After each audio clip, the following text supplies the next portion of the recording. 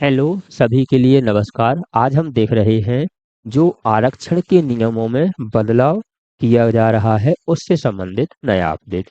इससे क्या होगा, इससे जो भी ईडब्ल्यूएस के अभ्यर्थी हैं, ओबीसी के अभ्यर्थी हैं, एससी के और एसटी के अभ्यर्थी हैं, इन्हें सभी को लाभ मिलेगा, बेनिफिट होगा। किस प्रकार से होगा?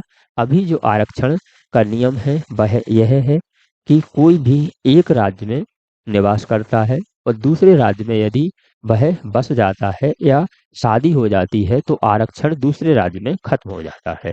कोई भी एक राज्य है और एक राज्य से दूसरे राज्य में यदि निवास करते हैं या शादी हो जाती है तो दूसरे राज्य में जब भी आप नौकरी का पेपर देते हैं तो आपको जनरल फाइट करना पड़ता है। आपके ईडब्ल्यूएस हो, ओबीसी हो, एससी हो, एसटी हो, सभी आरक्षण खत्म हो जाते हैं।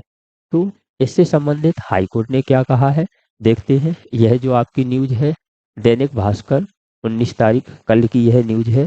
हाई कोर्ट ने पूछा, देश एक है तो क्या प्रदेश बदलने से जाति बदल जाती है?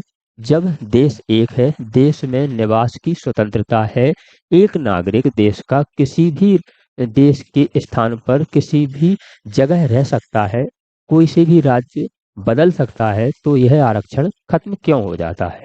उससे संबंधित यह जानकारी है। यह रही पूरी जानकारी। चीफ जस्टिस ने केंद्र और राज्य सरकार से जवाब मांगा है। किस बात का जवाब मांगा है? जबलपुर मध्य प्रदेश हाई कोर्ट ने मंगलवार को पूछा, क्या दूसरे राज्य में बसने से किसी की जाति बदल जाती है? संविधान नागरिकों को पूरे भारत में कहीं पर भी बसने का जब मौलिक अधिकार देता है तो फिर आरक्षण खत्म कैसे हो सकता है? यह मौलिक अधिकार का हनन है। ऐसे में निवास बदलने पर आरक्षण अधिकार खत्म कैसे हो सकता है? चीफ जस्टिस संजीव सचदेवा जी की अध्यक्षता वाली पीठ ने केंद्र और राज्य सरकार को नोटिस जारी कर 2 सप्ताह में जवाब मांगा है।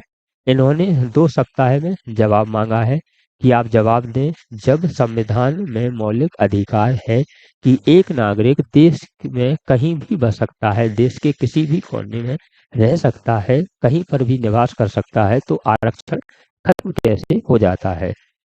जबलपुर निवासी कर्मचारी विश्वनाथ साय जो गौड़ जनजाति प्रमाण पत्र का अमान्य घोषित किया गया, जो जबलपुर निवासी विश्वनाथ साय हैं, यह गौड़ जनजाति के हैं, इनका प्रमाण पत्र अमान्य घोषित किया गया तो इन्होंने कोर्ट में याचिका दायर की।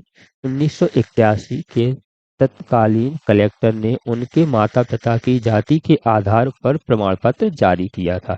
उनके माता पिता की जो जाति थी, जो योग्यताओं के अनुसार जो नियम थे उसके अनुसार जो प्रमाण पत्र है उसे जारी किया था, तो वह एक स्थान से दूसरे स्थान पर जाने में यह आरक्षण खत्म क्यों हो सकता है? तो 2 सप्ताह में केंद्र और राज्य सरकार से जवाब मांगा है।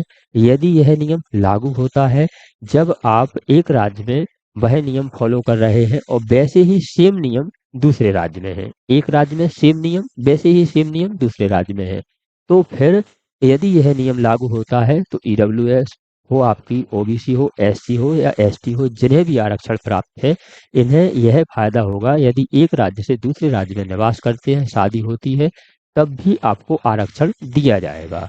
इससे संबंधित जैसे ही कोई नया अपडेट आता है आप तक पहुंचवा दिया जाएगा। ऐसे ही अपडेट प्राप्त करने के ऐसी ही जानकारी प्राप्त करने के लिए आप हमसे जुड़ सकते हैं। मिलते हैं एक और जानकारी, एक और अपडेट के साथ अगली वीडियो में।